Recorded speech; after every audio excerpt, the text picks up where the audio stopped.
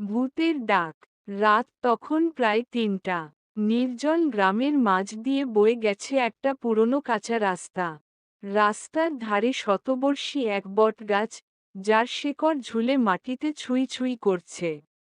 গ্রামের মানুষ বলে, এই গাছের নিচ দিয়ে কেউ রাতের বেলা গেলে আর ফিরে আসে না।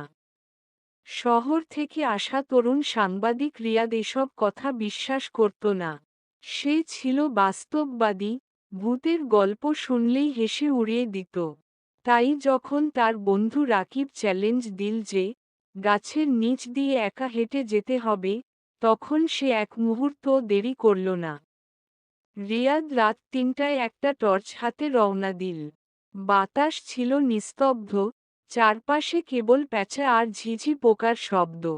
গাছের কাছে পৌঁছানোর পর হঠাৎ একটা ঠান্ডা হাওয়া বয়ে গেল।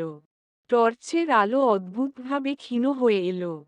তখনই সে শুনতে পেল একটা চাপা গলায় কেউ ডাকছে, রিয়াদ, ফিরে যা। সে দ্রুত পেছনে ফিরে তাকালো, কিন্তু কাউকে দেখল না। বুকের ভেতর ধকধক করতে লাগল, তবুও সে এগিয়ে চলল।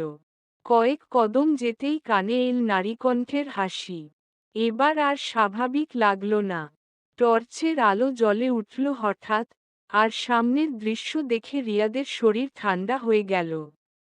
গাছের ডাল থেকে ঝুলে আছে একটা বিবর্ণ শাড়ি পরা নারী।